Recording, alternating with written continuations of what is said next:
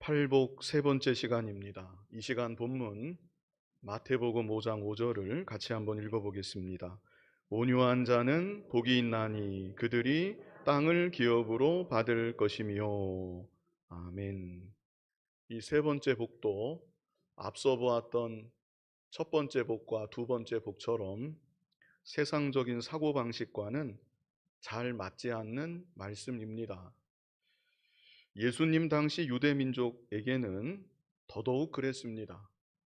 역사적으로 유대 나라는 오랜 세월 강대국들의 속국으로 지내왔습니다. 그러다가 마카비 혁명이라는 이 유혈 혁명, 투쟁 혁명인데 그 마카비 혁명이 유대 땅에서 일어나게 되었고, 그 혁명을 통해서 유대 나라가 정치적인 독립, 종교적인 독립을 잠시나마 이루어낼 수가 있었습니다.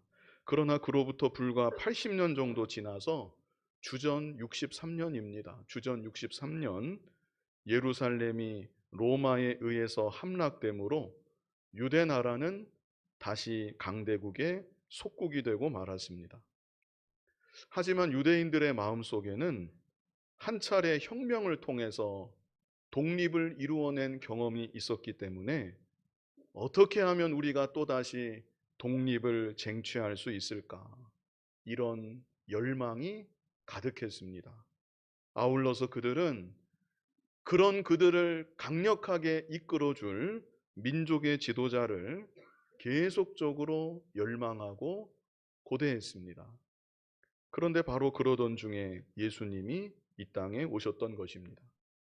예수님의 가르침은 기존의 다른 어느 누구의 가르침과도 구별이 되는 힘이 있는 가르침이었고, 군중들을 사로잡는 가르침이었습니다.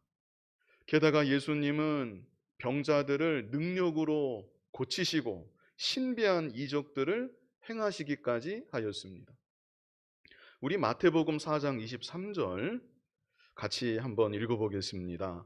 예수께서 온 갈릴리에 두루 다니사 그들의 회당에서 가르치시며 천국 복음을 전파하시며 백성 중에 모든 병과 모든 약한 것을 고치시니. 이어지는 23절도 함께 읽겠습니다.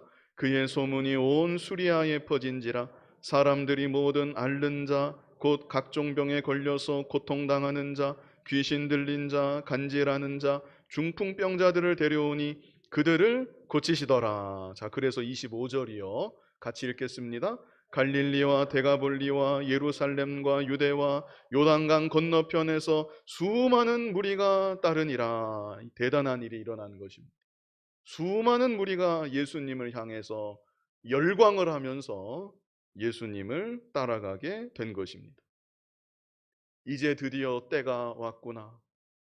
이제야 마침내 우리를 로마로부터 독립시킬 메시아가 우리에게 오신 것이구나. 많은 이들이 그렇게 생각을 했던 것입니다.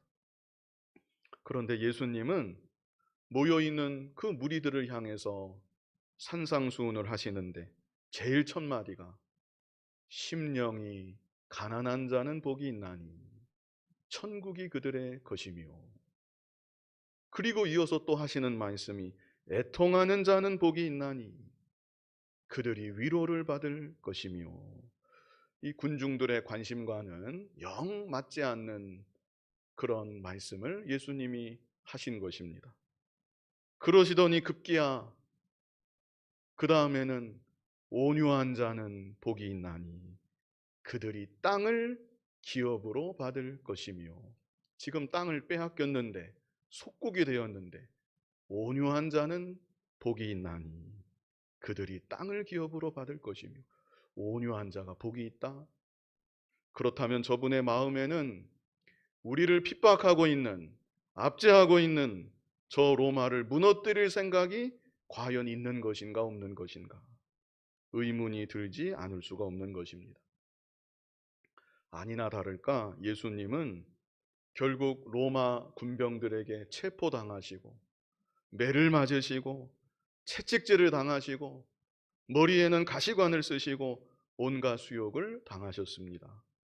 그때까지 그래도 일말의 기대감을 가지고 예수님을 바라보던 수많은 군중들은 예수님의 그 힘없고 무력한 모습에 우리가 속았구나. 사람을 잘못 보았구나. 저 사람은 우리가 기다렸던 메시아가 아니구나. 그리고 실망감과 배신감에 저 사람을 십자가에 못 박으시오. 이렇게 소리를 쳤던 것이죠. 예수님을 가장 가까이에서 따랐던 예수님의 제자들도 낙심하고 실망하기는 마찬가지였습니다. 예수님이 예루살렘에 입성하시기만 하면 반드시 세상을 뒤집어 엎는 큰 역사가 나타날 것으로 기대했는데 힘없이 못 박혀 죽으시자 두려움과 낙심과 절망감에 제자들이 어찌할 바를 몰랐던 것입니다. 심지어 예수님이 부활하시고 그들 앞에 나타나시고 다시금 진리를 가르쳐 주신 이후에도 제자들은 여전히 무슨 말을 했는가? 사도행전 1장 6절을 보면 주께서 이스라엘 나라를 회복하심이 이때니까, 이제야말로 주께서 유대 나라의 독립을 이루시는 것입니까? 예수님이 이 땅에 이루어 가시는 하나님의 나라에 대해서, 그 구원 운동에 대해서, 생명 운동에 대해서 제자들은 여전히 이해하지 못하고 있었던 것입니다. 그러나 예수님은 분명히 말씀하셨습니다. 앞으로 예수님이 이루어 가실 하나님의 나라에 대해서 산상수훈을 통해서 구구절절 말씀하셨고, 빌라도에게 신문을 받으시는 중에도 줄곧 잠잠하셨던 예수님이셨지만 당신께서 이루시는 하나님의 나라에 대해서만큼은 명확하게 말씀하신 바 있었습니다. 우리 요한복음 18장 36절, 빌라도 앞에서 신문 중에 예수님이 하신 말씀입니다. 우리 같이 읽어보겠습니다. 예수께서 대답하시되 내 나라는 이 세상에 속한 것이 아니니라. 만일 내 나라가 이 세상에 속한 것이었더라면 내 종들이 싸워 나로 유대인들에게 넘겨지지 않게 하였으리라. 이제 내 나라는 여기에 속한 것이 아니니라. 아멘. 여기서 예수님이 강조하시는 것이 내 나라는 이 세상에 속한 것이 아니니라. 여기 36절 제일 앞에 그랬죠.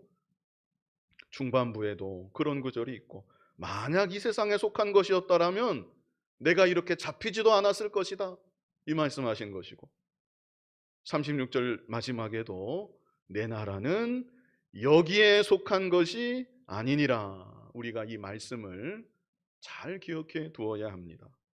지금도 예수님은 교회를 통해서, 하나님의 자녀된 우리들을 통해서 하나님의 나라를 지금도 예수님은 계속해서 이루어가고 계시는데, 예수님이 이루어 가시는 하나님의 나라는 이 세상에 속한 것이 아니니라. 그러므로 교회는 세상이 속한 일에, 그 정치적인 일에 직접 개입하려고 해서는 안 되는 것입니다. 물론 우리가 나라를 위해서 기도해야 되고, 위정자들을 위해서 기도해야 되고, 그들이 펼치는 정치를 위해서도 기도해야 마땅합니다. 그러나 근본적으로 우리가 힘써야 할 것은 복음을 전하는 일입니다. 세상은 어찌 되었든지 세상 가운데 우리 자신이 순결하게 믿음을 지켜 나아가는 것, 그리고 예수 그리스도의 십자가와 부활의 복음을 힘써 전하는 것, 그것이 바로 예수님 때나 지금이나 앞으로나 평안할 때에나 핍박을 받을 때에나 교회가 계속적으로 힘써서 해야 될 일인 것입니다. 그리고 이 일을 함에 있어서 우리들은 예수님이 가르쳐 주신 원리대로 해야만 되는 것입니다. 팔복의 가르침대로 심령이 가난한 자가 되어야 합니다. 하나님 나라 운동한다면서 심령이 부유한 자가 되어서는 안 되는 것이죠. 심령이 가난한 자가 되어서 하나님 나라 운동을 하는 것이고, 죄의 문제를 놓고 애통한 자가 되어서 하나님 나라 운동을 하는 것이고, 그리고 오늘 말씀처럼 온유한 자가 되어야 하는 것입니다. 세상을 곧 뒤집을 것처럼 우리도 이만큼 힘이 있습니다. 힘을 과시하고 세를 과시하는 것이 아니라 그저 온유하고 겸손한 모습으로, 그리고 우리에게 주신 성령의 검, 말씀으로, 복음으로 하나님의 나라를 이 땅에 이루어 나아가야 되는 것입니다. 우리 마태복음 11장 29절, 주보에 19절로 이렇게 나왔는데요, 29절로 고치시기 바랍니다. 우리 같이 한번 읽어보겠습니다. 나는 마음이 온유하고 겸손하니 나의 멍에를 메고 내게 배우라. 그리하면 너희 마음이 쉼을 얻으리니. 예수님이 친히 이렇게 말씀하셨습니다. 나는 마음이 온유하고 겸손하다. 예수님에 대해서 이렇게 말씀하셨고, 그뿐 아니라 우리를 향해서도 나의 멍에를 메고 내게 배우라. 온유하시고 겸손하신 예수님, 우리들도 배워야 된다. 우리가 온유하지 못하고 겸손하지 못한 것을 아시고 너희들도 나의 멍에를 메고 배워야 한다. 그러므로 성도는, 그리고 교회는 예수님의 온유하심, 예수님의 겸손하심 점점 더 배워나가야 되는 것이고, 이 세상 가운데 예수님 닮은 온유함과 겸손함을 잘 나타내 보여줘야 되는 것입니다. 우리 에베소서 4장 1절 같이 한번 읽어보겠습니다. 그러므로 주 안에서 갇힌 내가 너희를 권하노니 너희가 부르심을 받은 일에 합당하게 행하여. 우리가 다 하나님의 부르심을 받았습니다. 자, 그렇다면 부르심을 받은 일에 합당하게 행해야 되겠는데 그것이 무엇인가? 자, 이어지는 2절 우리 같이 읽어보겠습니다. 모든 겸손과 온유로 하고 오래 참음으로 사랑 가운데서 서로 용납하고. 제일 먼저 뭐가 나옵니까? 모든 겸손과 온유. 그러므로 하나님 자녀된 우리들에게 나타나야만 되는 가장 두드러진 특징이 무엇이어야 되는가? 그것은 겸손과 온유이다. 우리가 이렇게 생각할 수 있는 것이죠. 자, 골로새서 3장 12절도 같이 읽어보겠습니다. 그러므로 너희는 하나님이 택하사 거룩하고 사랑받는 자처럼 긍휼과 자비와 겸손과 온유와 오래 참음을 옷 입고. 하나님의 택하심을 받아 거룩하고 사랑받는 자가 되었는데 그에 어울리는 모습이 어떤 모습인가? 긍휼과 자비와 그 다음에 무엇입니까? 겸손과 온유와. 이 겸손과 온유는 빠지지 않는 것입니다. 디도서 3장 2절 같이 한번 읽어보겠습니다. 아무도 비방하지 말며 다투지 말며 관용하며 범사의 온유함을 모든 사람에게 나타낼 것을 기억하게 하라. 여기에는 뭐라고 말씀했습니까? 범사의 온유함을 모든 사람에게 나타낼 것을 기억해야만 된다. 그러므로 우리들은 온유한 자가 되어야 하고 겸손한 자가 되어야 하고, 이 땅에 세워진 주님의 몸된 교회도 주님을 닮아서 온유함과 겸손함을 이 세상 가운데 점점 더 나타내야 되는 것입니다. 그렇다면 온유한 것이 구체적으로 어떤 것인가? 온유라는 것이 어떤 것인가? 제가 우리말 사전을 찾아보았더니요, 온유에 대해서 주보에도 제가 적었죠. 태도나 성격이 온화하고 부드러움, 이렇게 사전에 정의가 되어 있었습니다. 태도나 성격이 온화하고 부드러움. 어느 정도 의미를 전달해 주는 것 같습니다. 그런데 성경이 말씀하는 온유는 이 사전적인 이 의미보다 더 깊은 의미를 담고 있습니다. 온유에 대해서 크게 두 가지 측면에서 보고자 합니다. 먼저는 잘 길들여진 마음과 태도입니다. 온유가 무엇입니까? 잘 길들여진 마음과 태도. 이것은 하나님 앞에서 그렇다는 것입니다. 하나님 앞에서 잘 길들여진 마음과 태도. 그것이 바로 온유이다. 망아지가 있습니다. 어떤 망아지가 온유한 망아지인가? 어떤 망아지가 온유한 망아지이죠? 잘 길들여진 망아지. 그래서 주인이 위에 타면 주인을 잘 태우고, 주인이 줄에 매어서 잡아 끌면 주인이 끄는 대로 끌려가고, 그런 망아지가 온유한 망아지인 것이죠. 반대로 잘 길들여지지 않은 망아지, 그런 망아지는 주인이 타려고 하면 어떻게 하겠습니까? 뭐 엉덩이를 들썩들썩거리면서 떨어뜨리려고 하고, 아예 접근도 못하도록 뒷발질을 막 마구 해대고, 그래서 주인이 탈 수도 없고 줄로 매기도 어렵고 끈다고 끌려가지도 않고, 그것이 바로 온유하지 못한 것입니다. 우리는 하나님 앞에서 온유한 자가 되어야 합니다. 하나님의 손에 잘 다듬어지고 하나님에게 잘 길들여지고, 그래서 하나님께서 끄시는 대로 끌려가고, 하나님께서 나를 타시겠다고 하면 타시도록 내 등을 아낌없이 서슴지 않고 내어드리고, 하나님 뜻에 온전히 순종하는 참으로 온유한 자가 되어야 하는 것입니다. 구약 성경을 보면 온유한 자의 대명사로 소개되는 한 사람이 있습니다. 그 사람이 누구지요? 모세입니다. 모세. 우리 민수기 12장 3절 같이 한번 읽어보겠습니다. 이 사람 모세는 온유함이 지면의 모든 사람보다 더하더라. 어떻게 모세가 그의 온유함이 지면의 모든 사람보다 더할 수가 있는 것인가? 모세는 바로의 궁중에서 40년을 지냈습니다. 그리고 40년 동안, 이어지는 40년 동안 미디안 광야에서 자신을 돌아보며 애통하는 삶을 또 40년 동안 살았습니다.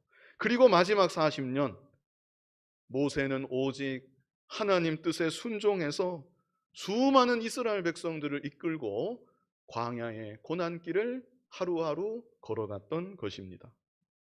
세상적인 관점에서만 보면 모세가 그렇게 고생해서 얻은 것이 도대체 무엇인가? 모세는 결국 가나안 땅에 한 발자국도 들어가지 못했습니다. 목적지 가나안 땅을 앞에 두고 높은 산에 올라가서 그저 그 땅을 바라보기만 하였습니다. 하나님이 그 자리에서 모세의 영혼을 취하여 가셨습니다. 너는 여기까지다. 아무리 들어가고 싶어도 너는 들어가지 못한다. 너는 여기까지다. 가나안 땅은 여호수아가 백성들을 이끌고 들어가게 될 것이다. 그래서 모세는 40년 동안 광야에서 고생하고 가나안 땅에 들어가지 못한 채 바로 그 산에서 숨을 거두고 말았던 것이죠. 그렇다면 모세가 광야길을 가는 동안에는 어땠는가? 그래도 평안했었는가? 호의호식하며 누릴 것을 누리면서 모세가 그렇게 살았는가? 전혀 그렇지 못했습니다. 늘 거역하는 백성들, 자기를 향해 틈만 나면 비방하고 심지어 돌을 던져서 죽이려고까지 하는 그런 백성들 이끌고 하루하루 광야의 고된 길을 모세가 걸어갔던 것입니다. 이렇게 모세는 40년 바로의 궁중에서 필요한 소양을 갖추었고, 40년 미디안 광야에서 애통하면서 연단을 받았고, 마지막 40년 오직 하나님께서 그를 이끄시는 대로 자기의 뜻을 내세우지 아니하고 하나님의 인도하심과 주장하심에만 절대 순종하는 하나님 앞에 참으로 온유한 인생을 살았던 것입니다. 그랬기에 이 사람 모세는 온유함이 지면의 모든 사람보다 더하더라. 하나님께서 모세의 온유함을 특별히 인정하시고 칭찬하신 것입니다. 저와 여러분도 하나님 손에 잘 다듬어져야 되겠습니다. 하나님 쓰시기에 좀 더 합당한 모습으로 잘 길들여져야 되겠습니다. 아직 우리들이 다듬어지지 못했기 때문에, 하나님 손에 여전히 길들여지지 못했기 때문에 하나님께서 이 모양 저 모양으로 우리를 다듬으십니다. 모난 부분을 깎아내기도 하시고 우리를 연단하시고 지금까지 우리를 길러가고 계신 것입니다. 우리는 그때마다 나를 빚으시는 하나님 손길을 알고 그 하나님의 손길을 깨닫고 나의 길들여지지 않은 이 온유하지 못한 모습을 또한 깨닫고 애통하는 마음으로 간절히 기도하면서 하나님의 손길에 잘 빚어져가는 저와 여러분이 되어야 하는 것입니다. 지난 주일에 애통하는 자는 복이 있나니 그들이 위로를 받을 것임이요 말씀했는데, 바로 이어서 온유한 자는 복이 있나니. 자, 이것은 애통하는 자라야 온유한 자가 된다. 이것을 우리에게 알게 하여 주시는 것입니다. 왜 우리가 여전히 온유하지 못한가? 애통하지 않았기 때문에 여전히 온유하지 못한 것입니다. 애통했다 하더라도 그 애통의 정도가 너무나 얕았기 때문에 우리는 여전히 온유하지 못하고 도리어 거스르고 강팍한 모습이 이따금 나를 통해 나타나기도 하는 것입니다. 나의 죄를 붙들고 철저히 애통함으로 우리들이 온유함을 점점 더 이루어 나아가고, 그래서 하나님의 인도와 주장에만 온전히 순종하는 저와 여러분의 남은 일생이 다 되어야 하겠습니다. 다음으로 또 온유에 대해서 온화하고 부드러운 마음과 태도이다. 사전의 정의대로 이 두 번째로 생각할 수 있겠습니다. 온화하고 부드러운 마음과 태도. 이것은 사람에 대한 것입니다. 그 사전이 하나님께 대한 온유를 정의하지는 못하지 않습니까? 그저 사전의 정의는 사람에 대해서 이러면 그 사람이 온유한 사람이다, 이렇게 정의한 것이죠. 그래서 첫 번째는 하나님께 대한 온유함을 우리가 생각해 보았고, 두 번째는 사람에 대한 온유함. 그것은 온화하고 부드러운 마음과 태도이다. 사전 정의대로 이렇게 적어 보았습니다. 그런데 우리가 가만히 생각해 보아야 합니다. 이것이 과연 가능한 일인가? 과연 가능한 일인가? 나에게 친절한 사람, 나를 정말 위해 주는 사람, 그런 사람에게 온유한 거, 그거 누가 못하겠습니까? 그것은 어렵지 않은 일이겠는데, 나에게 시비 거는 사람, 작정하고 나에게 달려들고 나를 공격하는 사람, 그런 사람을 향해서도 온유함을 나타낸다는 것, 이게 과연 가능한 일인가? 가능과 불가능 그 여부를 떠나서 내가 꼭 그렇게 살아야만 되는가? 만약 그래야만 된다면 너무 바보같이 사는 거 아닌가? 이런 생각이 사실 들기도 하지요. 그런데 예수님께서 우리에게 온유한 자는 복이 있나니 말씀하신 것은 특정 사람, 특정 환경에서만이 아니라 언제 어디서나 누구에게든지 온유한 자가 되어야 한다. 예수님은 그것을 우리에게 말씀해 주신 것이죠. 그렇다면 그것이 어떻게 가능할 수 있는가? 하나님을 믿고 섬기는 우리들은 하나님의 주권을 믿기 때문에, 하나님의 주권을 믿을 때 누구에게든지 온화하고 부드러운 마음과 태도를 보일 수가 있는 것입니다. 자, 그래서 하나님의 주권을 믿음으로 사람 앞에 온화하고 부드러운 마음과 태도, 이것이 또한 온유이다, 이렇게 정리해 볼 수 있겠습니다. 제가 주보에 다 적어놨지요. 하나님의 주권을 믿음으로, 이게 중요합니다. 하나님의 주권을 믿음으로 사람 앞에 온화하고 부드러운 마음과 태도. 성경에 이런 예들을 많이 발견할 수가 있습니다. 먼저 우리가 잘 아는 다윗의 경우, 자신을 미워하다 못해 심지어 날마다 자기를 죽이려고 쫓아다니는 사울 왕을 향해서 다윗은 한결같이 온유했습니다. 그 마음과 태도가 온화하고 부드러웠던 것이죠. 그 중에 한 번은 다윗이 그의 부하들과 함께 사울 왕의 진영에 들어갔는데 사울 왕이 깊이 잠이 들어서 누워 있는 것입니다. 그때 다윗 곁에 신복이 아비새가 있었는데 이 아비새가 다윗에게 말합니다. 하나님께서 당신의 원수를 오늘 당신의 손에 붙이신 것입니다. 제가 당장에 저 누워있는 사울을 제 창으로 찌르겠습니다. 2번 찍을 필요도 없습니다. 제가 단번에 끝내겠습니다. 그러나 다윗이 그런 아비새를 말렸습니다. 그러면서 다윗이 했던 말이 무엇인가? 사무엘상 26장 9절 우리 같이 한번 읽어보겠습니다. 다윗이 아비새에게 이르되 죽이지 말라. 누구든지 손을 들어 여호와의 기름 부음 받은 자를 치면 죄가 없겠느냐 하고. 물론 다른 이유들도 많이 있었겠지만 다윗이 사울 왕을 향해 온유할 수 있었던 결정적인 이유가 바로 여기에 나와 있습니다. 사울 왕은 하나님의 기름 부음을 받은 자이다. 그러므로 사울 왕을 치는 것은 나의 일이 아니라 하나님께서 하실 일이다. 다윗이 하나님의 주권을 믿고 하나님께 맡긴 것입니다. 그리고 자신은 사울 왕을 향해서 온화하고 부드러운 마음과 태도를 지켰던 것입니다. 그런데 다윗이 왕에 대해서만 이렇게 했던 것이 아닙니다. 세월이 흘러서 다윗이 왕이 되죠. 다윗이 왕이 된 다음에 다윗의 아들 압살롬이 반역을 일으킨 일이 있었습니다. 압살롬이 반역을 일으켜서 다윗이 신하들을 이끌고 급하게 왕궁을 떠나서 피신을 갈 때인데 그때 다윗을 섬겼었던 시므이라는 사람이 다윗을 따라오면서 다윗을 욕하고 저주했습니다.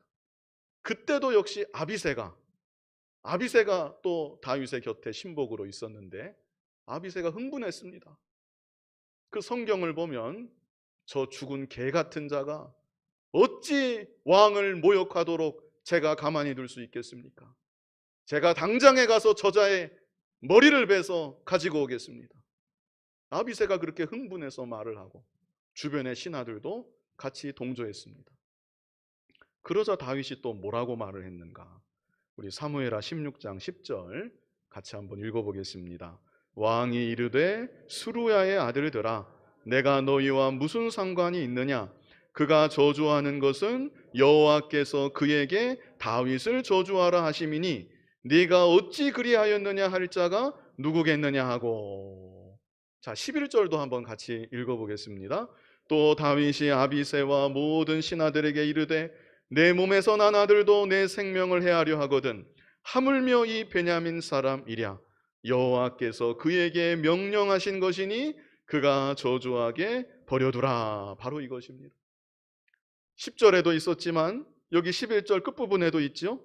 여호와께서 그에게 명령하신 것이니 그가 저주하게 버려두라. 다윗이 하나님의 주권을 믿은 것입니다.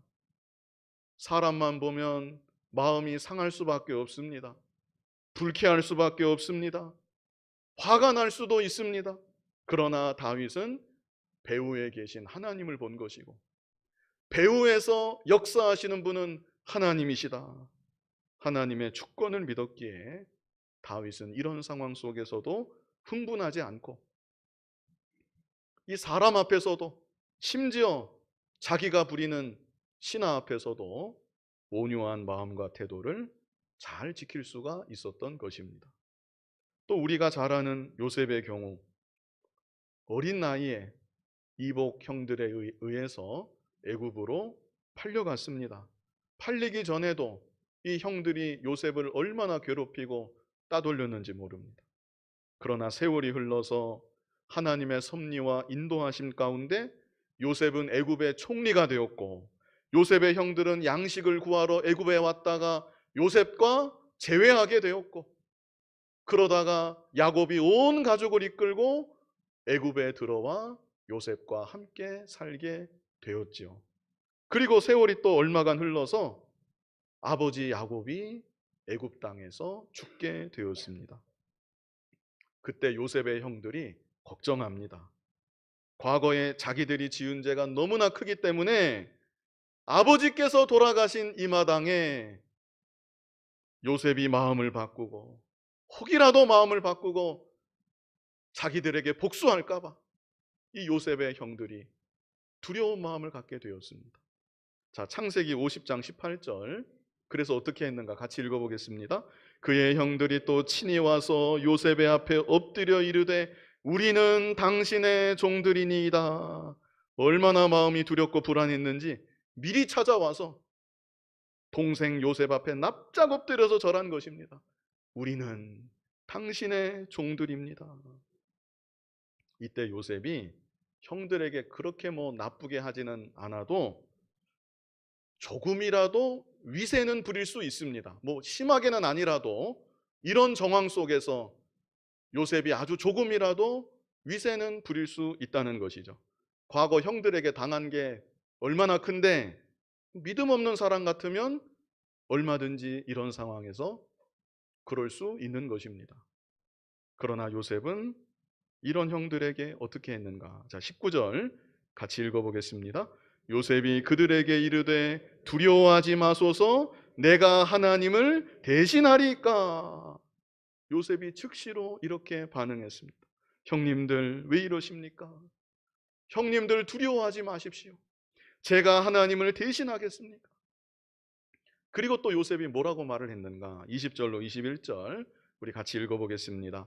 당신들은 나를 해하려 하였으나 하나님은 그것을 선으로 바꾸사 오늘과 같이 많은 백성의 생명을 구원하게 하시려 하셨나니 당신들은 두려워하지 마소서 내가 당신들과 당신들의 자녀를 기르리이다 하고 그들을 간곡한 말로 위로하였더라. 요셉이 형들을 대하는 태도가 얼마나 온유하고 얼마나 겸손합니까?